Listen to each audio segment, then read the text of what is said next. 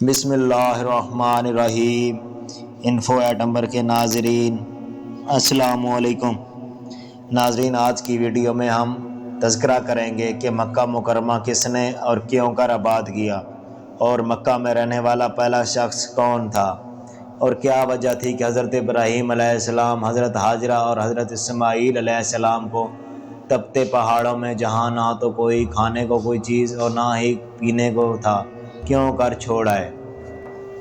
حضرت ابراہیم علیہ السلام کے فرزند حضرت اسماعیل علیہ السلام سرزمین شام میں حضرت ہاجرہ رضی اللہ تعالیٰ عنہ کے علیہ السلام کی بیوی حضرت سارہ کی کوئی اولاد نہ تھی، اس لیے انہیں رزق پیدا ہوا، اور انہوں نے حضرت ابراہیم علیہ السلام سے کہا کہ آپ حضرت ہاجرہ اور حضرت اسماعیل علیہ السلام کو میرے پاس سے دور کر دیجئے۔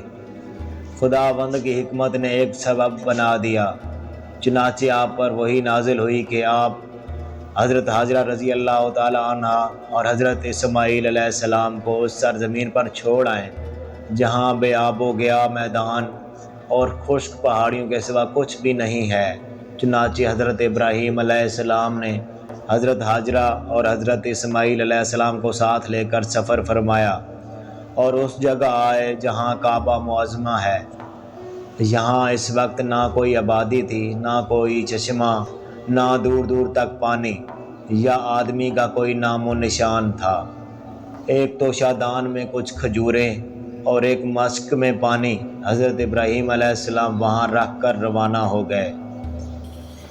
حضرت ہاجرہ رضی اللہ تعالیٰ عنہ نے فریاد کی کہ اے اللہ عز و جل کے نبی، اس سنسان بیابان میں جہاں نہ کوئی انسان ہے نہ غمخوار، آپ ہمیں بے یار و مددگار کہاں چھوڑ کر جا رہے ہیں۔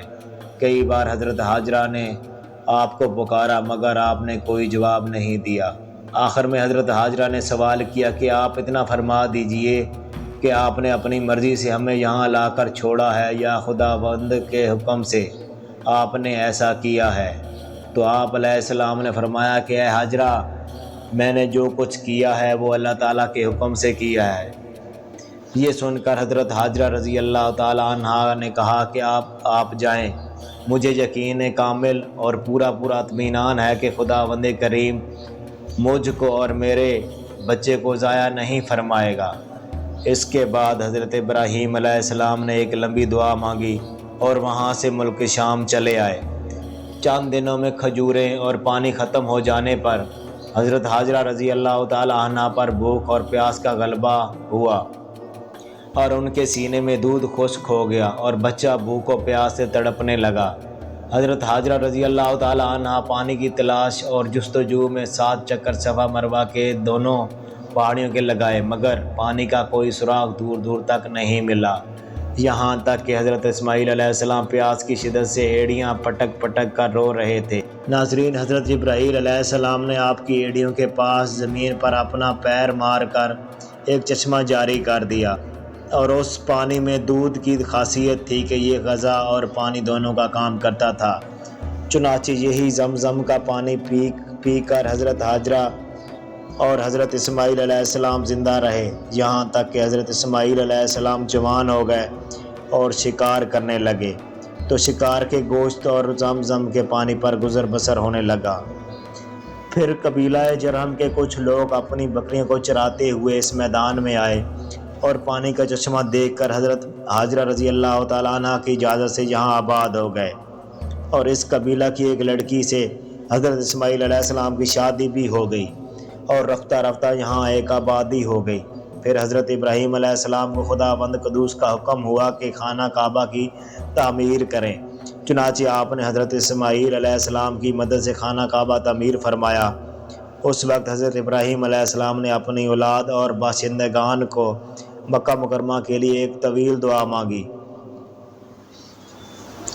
اور وہ قرآن مجید کی مختلف صورتوں میں مذکور ہے۔ چنانچہ سورۃ ابراہیم میں آپ کی اس دعا کا کچھ حصہ اس طرح مذکور ہے، جس کا ترجمہ ہے اے میرے